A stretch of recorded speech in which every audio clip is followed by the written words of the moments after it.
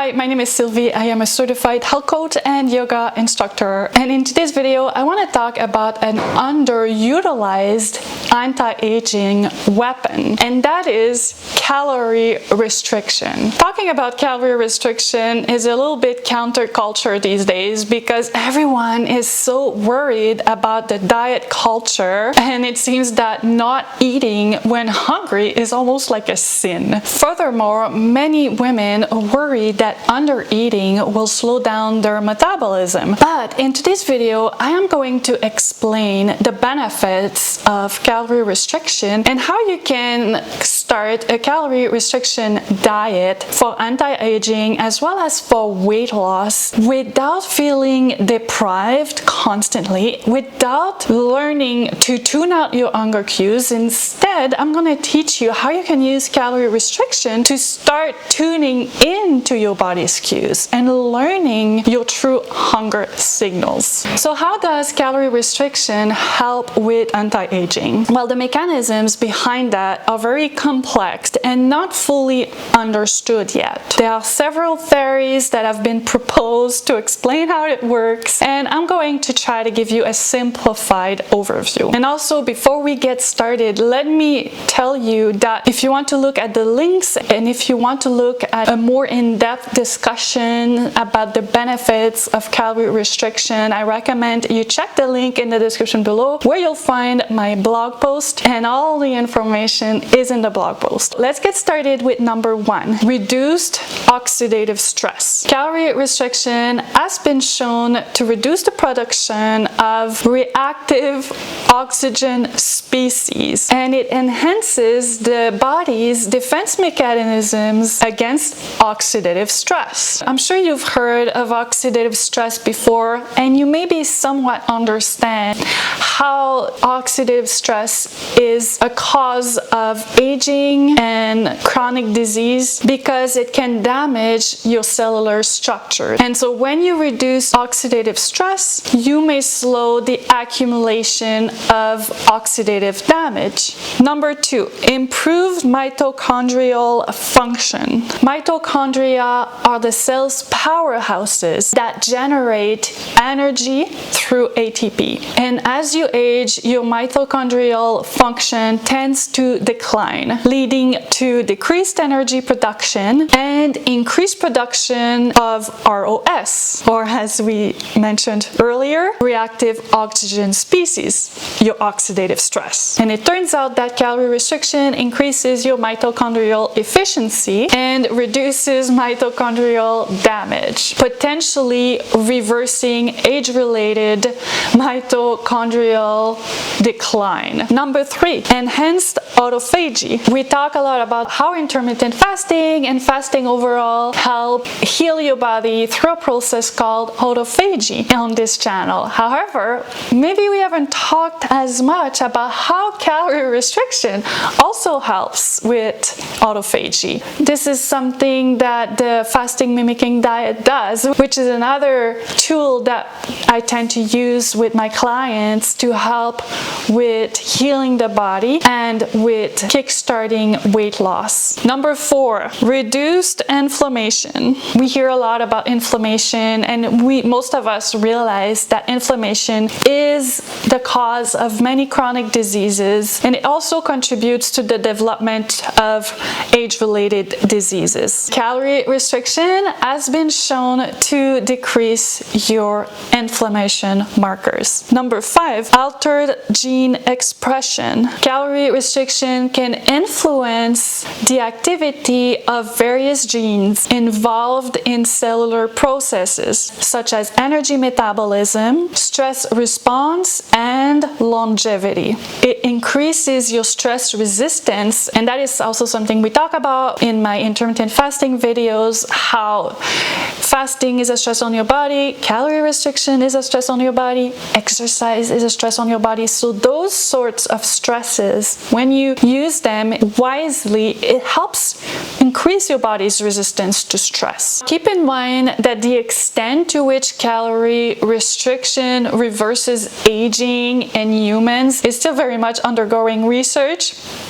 A lot of the studies that we have are on animals, but it looks very promising. Now, how do you start a calorie restriction diet? Say you want to lose weight, or you're just looking at experiencing the anti-aging benefits of calorie restriction for yourself. Well, first, I want you to know that there is a way to practice calorie restriction that doesn't require you to feel hungry all the time.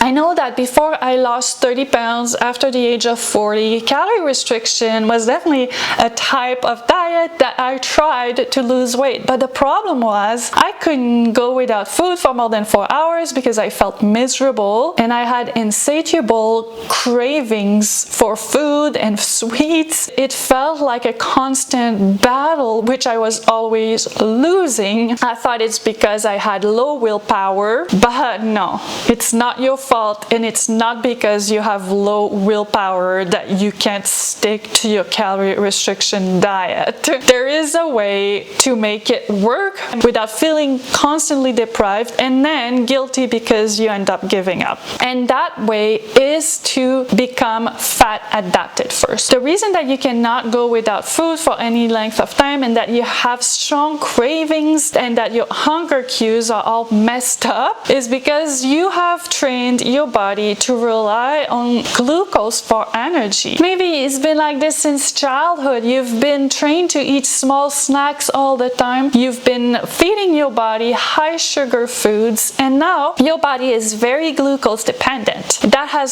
caused you to become insulin resistant, and now it's a vicious cycle where you have to eat to feel okay, but then constantly eating is feeding you insulin resistance. How do you become fat adapted and train your body to start using ketones for energy? Well, it's a process, and there's various ways to go about it. You can use a keto cycle, which means that for 7 to 10 days you're going to go on the keto diet and you are going to teach your body to switch to ketones for energy. I do offer meal plans and lots of resources on my website if you want to try this approach. Another approach is to do a fasting mimicking diet, or what I called a modified fast. And same thing on my website and also in the blog post, you'll find resources to help you get started with a modified fast. Now, once you become fat adapted, you'll notice the difference in how you feel. When you're hungry, you won't feel angry anymore, and you'll still feel like you have lots of energy. You'll feel amazing, like you have great mental focus, and even though you feel hungry, you feel good. Next, once you are fat adapted, and maybe you were already fat adapted and you were not struggling with some of the symptoms I mentioned, now you can get started with your calorie restriction diet. And to do that, you're going to start by determining your calorie need. There's various calorie counters online that you can use that will help you calculate your calorie needs according to your age, your gender, your current weight, blah blah blah. And so that'll give you an idea of how much you need. And then you will set a goal for your calorie deficit. Let's say that your caloric need is 2,000 calories a day. Go for a calorie deficit of about 10 to 15%. Next, you're going to pick an eating window that works with your calorie goal. And the reason I recommend that you restrict your eating to a certain window is to stay fat adapted, to stay metabolically flexible, where your body keeps using ketones for energy on a regular basis. And you don't have to fast every day, so you don't have to restrict your eating every single day. And the number of days where you restrict your eating will depend on the calorie deficit that you picked. Now let's go back to our weight loss example, where you want a calorie deficit of about 1,800 calories a week. Restricting your eating window to about 4 hours, 3 days a week, or 4 days a week will be plenty. Next, you're gonna plan your meals. Make sure that you plan meals that are very nutrient dense and satisfying, filled with healthy fats, enough protein, and healthy carbs, with tons of fruits and vegetables. Then practice intuitive eating. After becoming fat adapted, now you can start paying more attention to your hunger cues. Your hunger cues are not messed up anymore. Like, you can start really noticing what happens when you feel hunger and understand the difference between hunger and appetite and cravings. You can also learn to tune into your bodies as far as what kind of nutrients it needs. You'll notice that sometimes you crave more fats, sometimes it's more protein, sometimes it's more greens, fruits, and other vegetables. Next, you're gonna be monitoring your progress. Now, if you're practicing calorie restriction for weight loss, you'll be monitoring your weight loss and maybe adjusting your fasting window. And lastly, make sure that you're staying hydrated. Drinking water really helps feel satisfied. It also really helps not overeat even when you're feeling hungry. Drink lots of water. You can drink herbal teas as well. Overall, I recommend listening to your body, experimenting with the various tools at your disposal. I mean, we're all gonna die eventually. The goal here is to feel our best as long as possible, right? So for example, I started fasting for 20 hours, 5 days a week about 2-3 years ago because I wanted to lose weight, and I noticed that I was feeling better as well. Often this calorie restriction and the fasting not only helps with weight loss, it also helps with your overall health. And when I was at my goal weight, I started fasting less and less, and gradually I was noticing that my energy level was declining, and then so I started fasting a little bit more again, which created more of a calorie deficit short term, and then I started feeling better again. So it's